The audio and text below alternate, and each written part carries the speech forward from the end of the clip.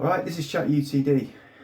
In my last video I did a reaction to the West Ham game and also just spoke about the state of the club in general and how fed up I am, and it's stale, it's stagnant, it's soulless, it's not Man United. And I think there's definitely a need for some Manchester United identity to come back into this club. Paul Scholes has long since said we need people who understand the club in key positions. Ineos have put in place Omar Barada and Jason Wilcox as two members of what you might call a football board, CEO and director of football. Both good football people, but charged with building an identity and a culture and an ethos that then needs to filter down to the manager, to the coaching staff, to the players, to the whole club really. A culture that then harnesses winning. But at a club like United, it's never straightforward to do that. And I think it's important to have people in roles around the club who understand the fabric of the club. Jason Wilcox and Omar Barada, I have no doubt, understand that Man United is a very big club. But understanding it in a pragmatic, thinking way is not what I'm talking about. I'm talking about people who feel what this club is about. In the 90s, when the class of 92 was in its infancy, when they were part of the youth team, Nobby Stiles was part of the youth setup, a 1968 European Cup winner and just dyed in the wool red. Brian Kidd was part of the coaching staff and then obviously later went on to be an assistant manager. There was I think Mick Brown was still there, who'd been a long-standing member of the coaching staff from days gone by. There was people everywhere. Sir Bobby Charlton obviously was a director and an ambassador, and I think had quite a bit of say on the infrastructure of the club. And then Alex Ferguson obviously came in from Aberdeen, somewhere completely different. But there was a lot of United people around the club, plus the staff that worked on the front line, if you like, on the ground floor. They were all Man United people. Now, the staff, the Man United people on the ground floor, so many of them have been made redundant and their jobs have been cut. And you look around the club, and the only person I can see with any real background from Manchester United who's got a role at the club is Darren Fletcher, and I'm not exactly sure what he does. The clues are everywhere. You look at AC Milan, Real Madrid, Bayern Munich, Barcelona, big clubs, the big clubs of European football. Historically and recently, they have people in infrastructure type positions who've been who've been big figures at the club, normally in a playing capacity. You see players retire and just become a director of football or become have a strategic role within that club. And United there's no United people there. And I think that's a big problem. I'm not saying you should just get any old person. Oh, he was a legend of the club, let's put him in there. The people need to have the qualifications or at least the attributes to do the job that they're being asked to do the role that they're being asked to do. Of course they do. But they're missing a trick. The identity of Man United is fine. Or was fine, I should say. We haven't got one now. But people seem to be scared to put a foot into the past and say, well, so it's been and gone now, we can't keep harking back to that. The values, the principles, the identity and the DNA of this club will bring success. Maybe not with this ownership structure. One, because they're not going to do that. They're not going to bring United people in. But two, because there's not enough money. But we'd be better if there was more Man United people and there was more Man United principles, values, etc., like I just mentioned. And United people will absolutely, it'll seep out of them, those non-tangibles, those those are more abstract things that you can't put your finger on it. It's just United. You've got to have people who understand that on a deep emotional level, who are at key positions in the club, and we haven't got anyone.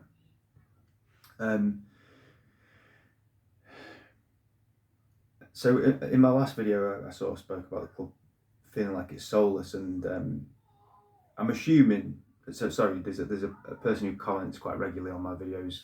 I assume, mate, that your name is Philip because your YouTube name indicates it is, although I know that doesn't always tally up. So I'm just going to refer to you as Philip and hope I'm right.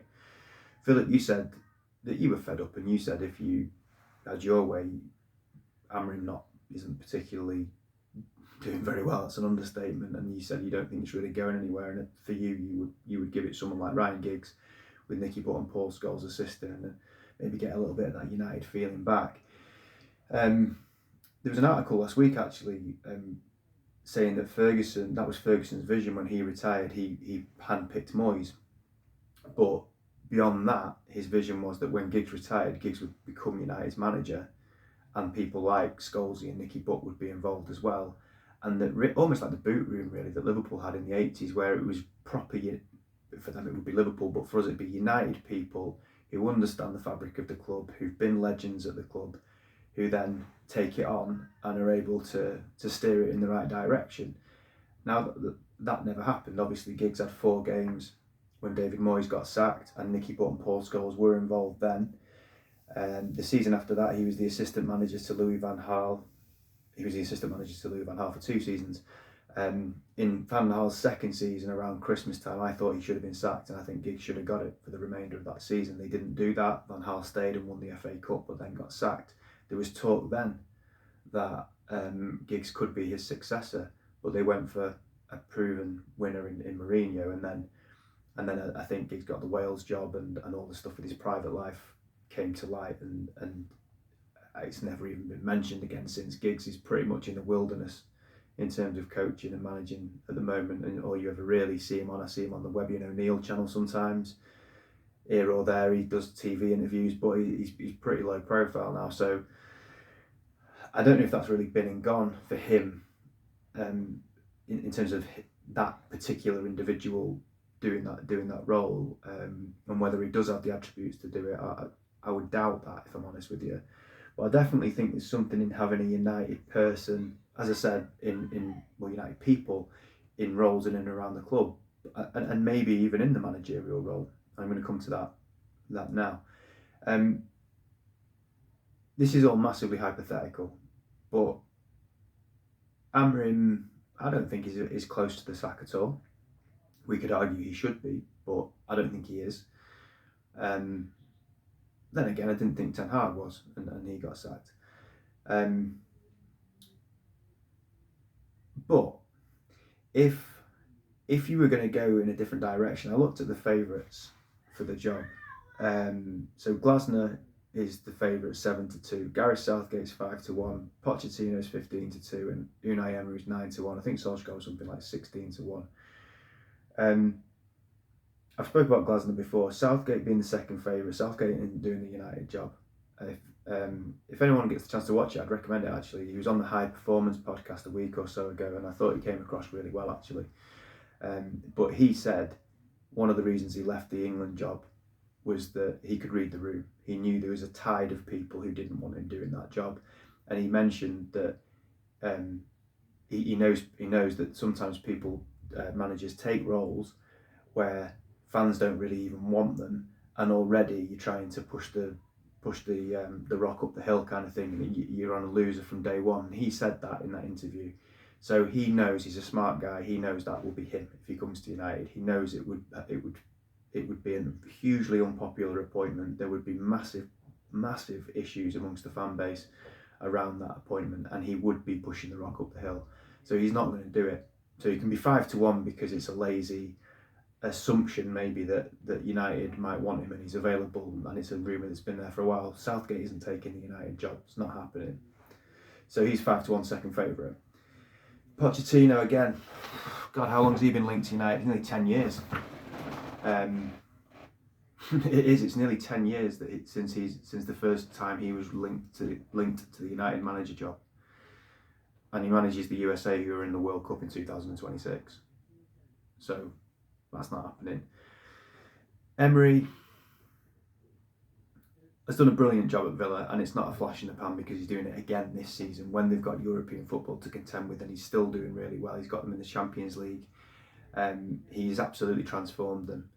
And I don't think Emery will come to United, and I don't think United would want him. But what I would say is the conversation around Emery might be uncomfortable for Amorim, because Emery's come in, and Villa's an easier club to come in and turn around than United. It is. But he has made so much significant progress with a similar group of players who massively failed under the previous manager. And he's adapted the way they play. And ultimately, he's got results. And they play quite good football, actually, Villa. And Amorim, in a year, has made absolutely no progress whatsoever. And that, I think that's probably quite uncomfortable for someone who did so well at Sporting Lisbon. But Emery knows the Premier League because he did a job at Arsenal, didn't he? So I just thought that was a quick digression, but it's an interesting one. So Ole Solskjaer's 16-1. I mentioned him before for a purpose. If United were to let go of Amorim, if United were to sack Amorim, I'd go back to Solskjaer. The reason being that he would bring a bit of Manchester United back. The fact I'm saying that shows how far this club has regressed in the last 3 or 4 years, because Solskjaer was sacked for form that we now aspire to. Solskjaer was a manager who was going to lead United in the season where he got sacked, probably to around 6th or 7th or something like that. It was not going particularly well that season. Now that's not that long ago, and now we're aspiring to finish 6th or 7th. That's how far we have dropped. So Solskjaer, for me, should have been sacked earlier than he was. He is not a United manager that will take us to success, as in winning things regularly. It's not happening. He's not good enough to do that. So if that was our success criteria, I wouldn't want him anywhere near it. But we are light years away from that. And it would be an embarrassment. It would be ridiculous almost in some respects to appoint him from Ineos's point of view, because it's an admission of defeat. But you know what? It's realism. It's where we are. We're a team and a club that would absolutely be cock-a-hoop. I wouldn't, but the whole club generally, I think, would be cock-a-hoop with finishing 6th or 7th this season. I think Solskjaer could come in and do that. But more than that, I think he unites people. I think he brings that spirit of United. He talks like a United person. He would try and get them to play something of a United way of playing. And I think the ride might be quite fun for a few months. I don't think it's a long-term thing, but there is no mark of Manchester United anywhere at the club at the moment. As I said, I think it's probably more important that we get United people in strategic roles. But Amorim is not going to take United into Europe this season. And if that's the success criteria, I think you'd do worse than bringing Ole in.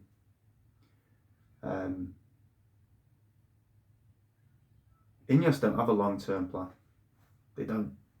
They've got Amorim and they don't know what they're doing. They're thinking, well, he was the guy. So what do we do next? Jesus, he's failing miserably, but what do we do next? They haven't got a plan. They haven't got a backup. They haven't got somebody else in mind, in my opinion. You can't think 3, 4, 5 years ahead at Manchester United. So Solskjaer's a short-term option, but we're better off trying to get the short-term right, because at the moment the short-term looks like a mess.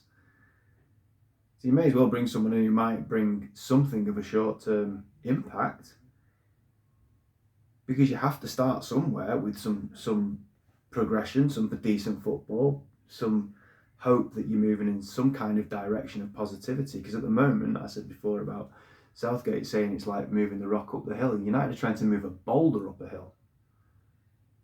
got to start to find some way of arresting this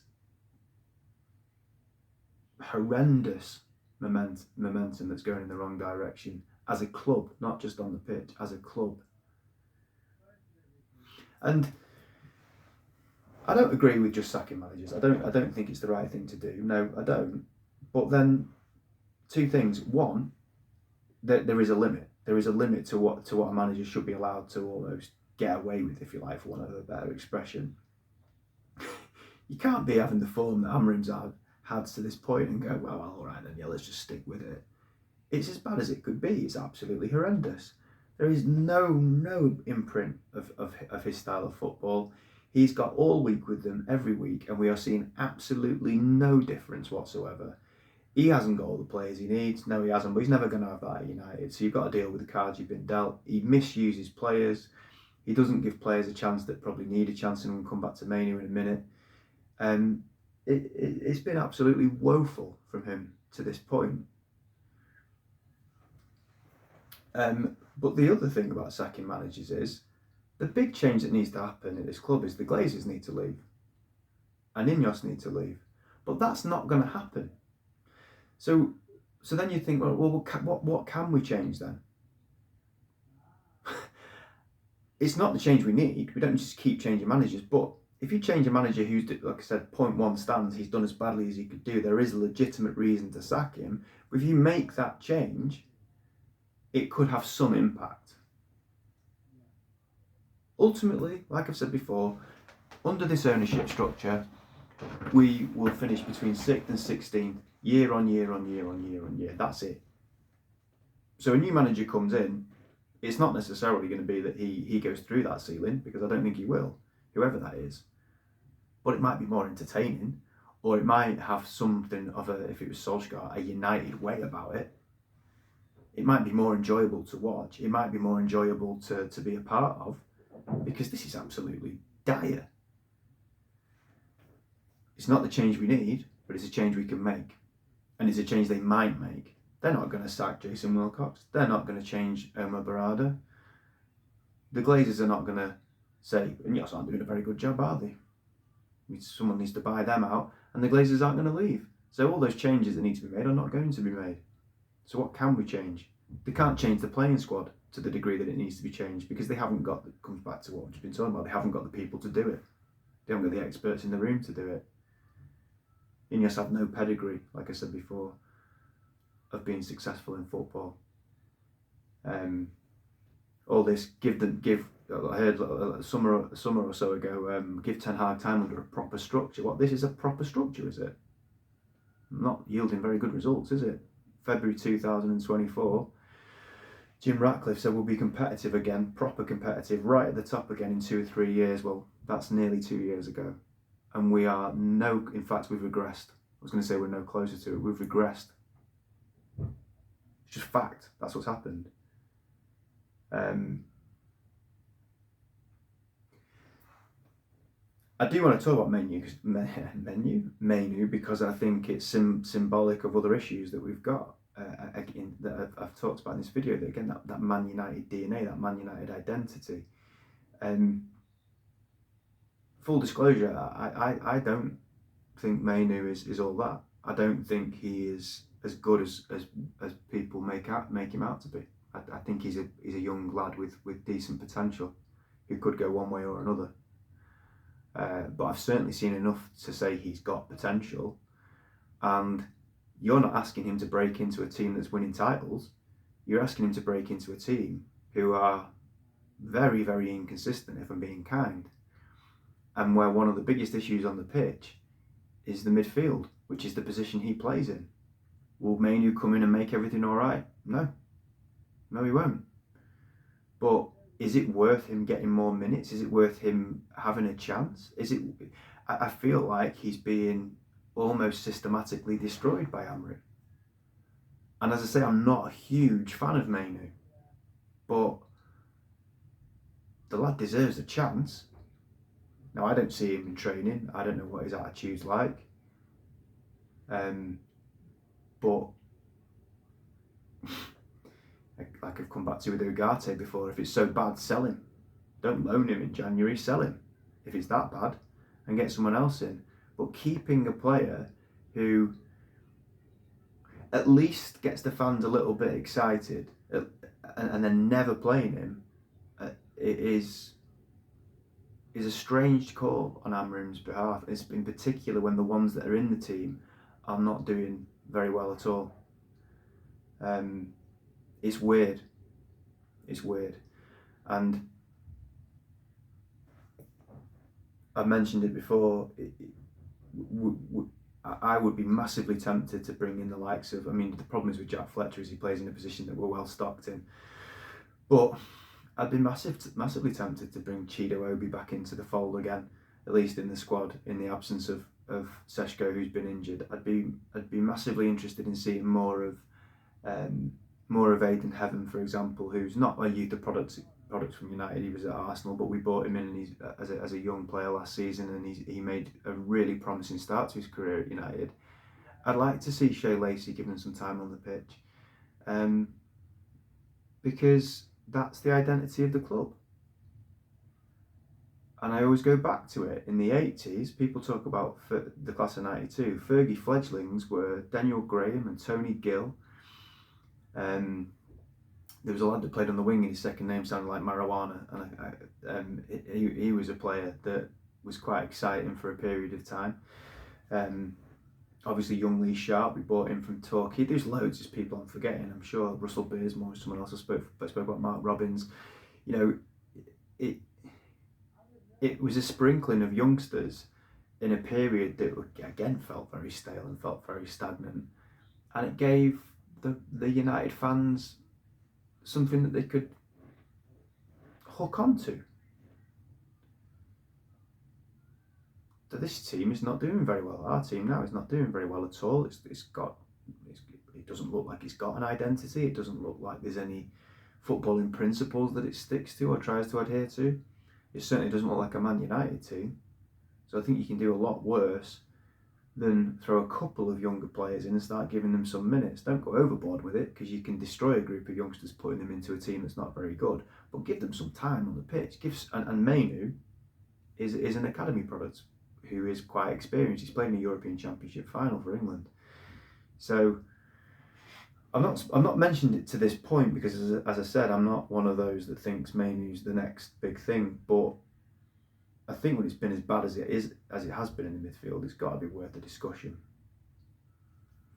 But to bring it back to the point of the video, really, it's Man United need Man United people in positions at the club, or even just in and around the club, that are there on a day-to-day basis, because it's almost like they're afraid to talk about or put into the public consciousness the class of 92 and the successful times, because it's a stark reminder of that's what we're not now. I'd say use those people, use people who have been successful at the club, who love the club, who want the club to do well, and put them in positions, have them around the club, because that way, one, they're in the club and they're on your side, they're with you, they're not in a studio talking about how shit you are, and two, they're Man United people. So to your point, Philip, about Giggs being manager, I don't necessarily agree with that, but I certainly agree with the principle of having United people in key positions at the club. And going back to the manager, if we were going to do that and we wanted a United type person in, and it would be a huge admission of regression and defeat in many respects, but let's be real about where we are, it'd be Ole Solskjaer. Because what we're aspiring to is to be where we were under him. But he's got experience of doing that. We could sit here and argue and say, really, is that what we want? To be a team that finishes 5th and 6th and maybe has the odd season in the Champions League but are never really going to be serious contenders? Well, that's what we are, and that's what we're always going to be under this ownership structure. So we may as well push it to the highest part of the ceiling, but there is definitely a ceiling. And if you're going to do that, I think you could do worse than putting in Solskjaer. Would he be my ideal choice? No. But we don't live in an ideal world. Because if we did, the Glazers would be out.